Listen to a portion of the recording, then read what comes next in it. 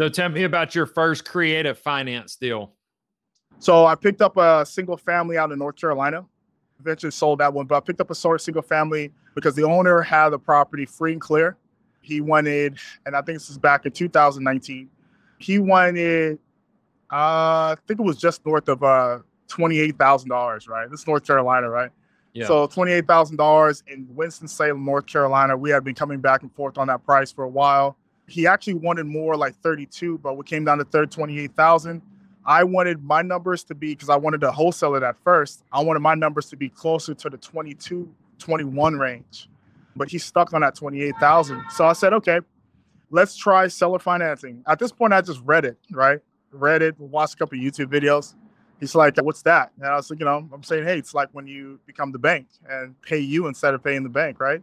We can give you your price, give you what you want. We can close this quickly and I'll, pay it off in 3 years or something like that, if that's okay with you. I said, yeah, I'm open to that. He said, how much would I be making per month? I said, well, you tell me. What's a good amount of money that you want per month for the property? So we busted it into an amortization calculator, broke it down over 30 years. We got an amount that he worked out. It was perfect. He had the cash flow he wanted, and we did it. So I actually bought the property with seller financing. I put like $5,000 into it. It was only a 815 square foot house, 2-bedroom, 1 bath. Yeah. Put $5K in it really because I knew I knew a painter. And I knew a contractor. He's a painter. He's a really cool guy. So he said, hey, I'll help you out with this first deal. And so I got a tenant inside. It was looking good. And a year later, I sold it to tenant occupied for 47. And it's, I little to no money out of pocket, right? So I didn't put no money down on it. Yeah. It was really crazy.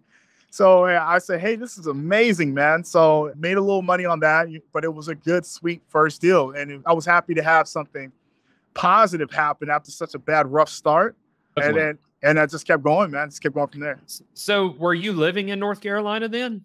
Yeah, at that time. Because I was okay. I had went from LA. As I said, I bought that property in Houston, but then I started school in Winston-Salem at Wake Forest University. And that's the school I was at. Then I was like, it's time to go. Sure. So how did you source that deal? How did you find this potential seller? So that one, I was cold calling. So I was cold calling individuals because, again, I thought I was going to wholesale this deal. So I was doing the cold calling by myself. I went to ListSource, pulled a list of owners who have 100% equity on their property, actually pulled it 99 to 100%, pulled a list, skip traced the list, gave everybody a call, say, hey, would you be interested in selling your house? Would you be interested in selling your house? And then when I called like this, I think it had to be like the 20th or 30th person. He was like, yeah, actually I am. I'm interested in selling it right now. And so from there, went by the property, had a conversation. It took multiple times and multiple contacts with them, of course, before we got to the point we settled down. But it was just, I did my legwork. Let's just say I did my legwork for that deal. Yeah. All right. So you went to ListSource and they pull this list for you based off your filters, your criteria, and then you skip traced it. Explain what skip tracing is. So skip tracing basically is you're taking the address of the property, usually by county records, right? So you got the address of the property, the registered owner on the property according to county records, and then you need the phone number.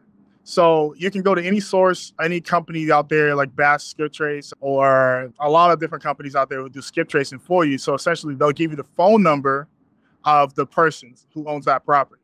So with the name and the address of the property, they'll provide you with the phone number. Sometimes they'll provide other information such as any other relatives, next of kin, or things of that nature, which is very helpful in case the individual owner you found is deceased. So the next person who would be maybe a sister or a son or a daughter or wife or whatever might be owning the property. So you get that information for that phone number, and now you can go ahead and give them a call and say, hey, are you happen to be the owner of said property? I'm interested in giving you an offer on it if you're interested in selling. So you talk to me about present day and how you work your volume. And if it's a lot different from when you first started, I'd like to know that as well. So like you're pulling these lists and you're getting these leads. And let's say that they're not wanting the owner finance. So how are you processing all of these leads when they say, yes, I'm ready to sell without saying, I don't have enough capital. So I'm sorry. I already bought the guy before you his house. Got you. So starting from your first portion of the question. So I'm getting my leads from different services like PropStream, batch leads. So I'll bring my leads in. I'll pull the list in different criteria, as you mentioned. High equity, maybe liens. They have liens on the property, back taxes, recent divorces, water shutoff lists. There's all types of different lists you can pull because at the end of the day, you want to find that pain point. Or, if it's an individual who has a high equity situation or have like a no mortgage part, they may also be a tired landlord. So that's considered a pain point. So once I get those lists, at that point in time, I want to go ahead and now you reach out to these individual sellers. All right. And I call them sellers, prospects.